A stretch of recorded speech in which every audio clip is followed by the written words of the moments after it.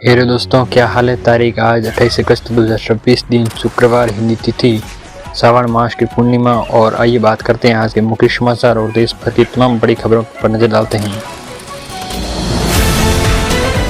सबसे पहले बड़ी खबर पड़ोसी देश नेपाल से। पोटे कोसी नदी में आई विनाशकारी फ्लैश फ्लड के बाद हालात बेहद गंभीर बनी हुई हैं।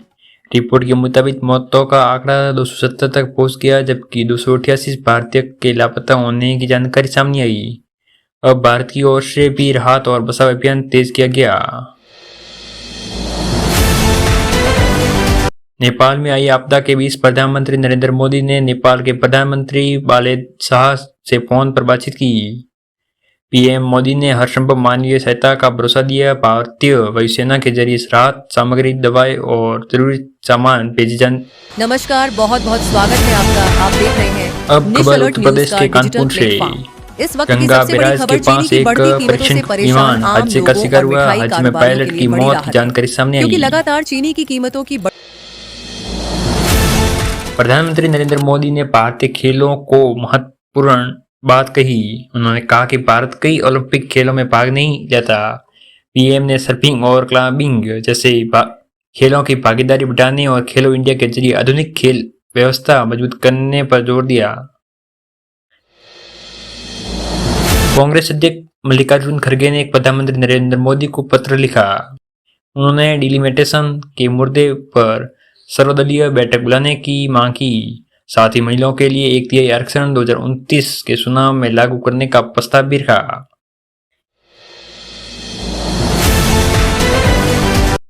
शेयर बाजार में उतार चढ़ाव। सेंसेक्स और निफ्टी में आज शुरुआती तेजी के बाद उतार चढ़ाव देखने को मिला।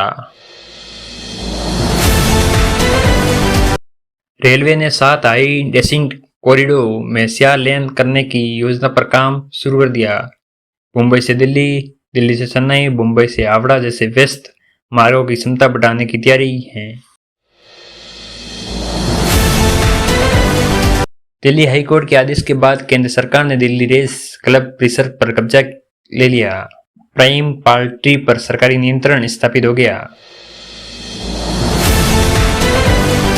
रक्षाबंधन उत्सव से पहले चीनी की कीमतों में बढ़ोतरी देखने को मिली।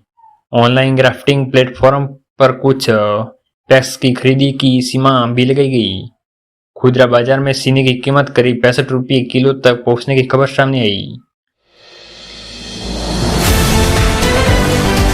नेपाल की आपदा को लेकर इसरो ने सैटेलाइट तस्वीरों से महत्वपूर्ण जानकारी सामने आई है। तस्वीरों में ग्लेशियर क्षेत्र में बदलाव दिखाई देने की बात कही गई। बाढ़ के स्रोत को त्रिशूल नदी के पास हिमस्खलन से जोड़कर देखा गया।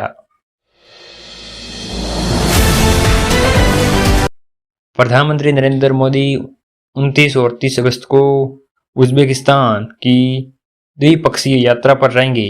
इसके बाद वह किर्गिस्तान में एससीओ शिखर सम्मेलन में शामिल होंगे। इस दौरान कई देशों के नेताओं के साथ अहम द्विपक्षीय बातचीत की संभावना।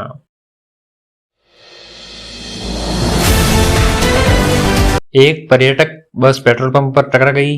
बताया कि अचानक सामने आई 2 पहिया वाहन से बचाने की कोशिश में हादसा हुआ। करीब 20 लोगों के घायल होने की सूचना प्राप्त हुई। उत्तर प्रदेश से अब जानकारी। हरियाणवी गायक अंकित बलियान की जिम के बाहर गोली मारकर हत्या की जाने की जानकारी सामने आई। पुलिस और एसटीएफ मामले की जांच कर रही है और हमलावर की तलाश जारी। National law school of India university ने अपना वार्षिक दीक्षांत समारोह रद्द कर दिया। यह फैसला सीजेआई श्रीकांत की प्रस्तावित उपस्थिति को लेकर उठे विवाद के बीच सामने आया। भारत और चीन के बीच सीमा मुद्दे को लेकर बातचीत आगे बढ़ी। दोनों देशों ने सीमांकन पर जल्द और ठोस परिणाम हासिल करने की दिशा पर चर्चा जारी रखी। इस दौरान 8 बिंदु वाला परिणाम दस्तावेज भी जारी किया गया।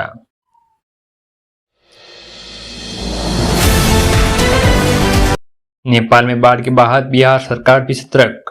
मुख्यमंत्री सम्राट चौधरी ने सीमावर्ती इलाकों का हवाई सर्वेक्षण किया गया।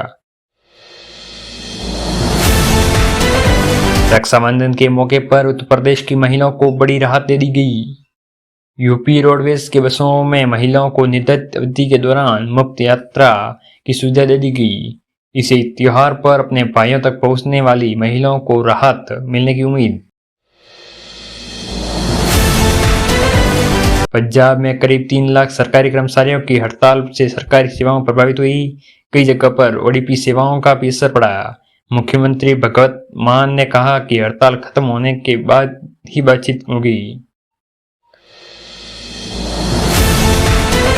रक्षा मंत्री राजनाथ सिंह ने जबलपुर में लड़ाकू ट्रकों की ओवरहाल सुविधा की आधारशिला रखी। इस सुविधा में हर साल T-72 और T-19 टैंकों के ओवरहाल की योजना है। एडोब ने कई राज्यों के लाखों छात्रों और शिक्षकों को मुफ्त सॉफ्टवेयर एक्सेस देने की घोषणा की। एडोब ने कई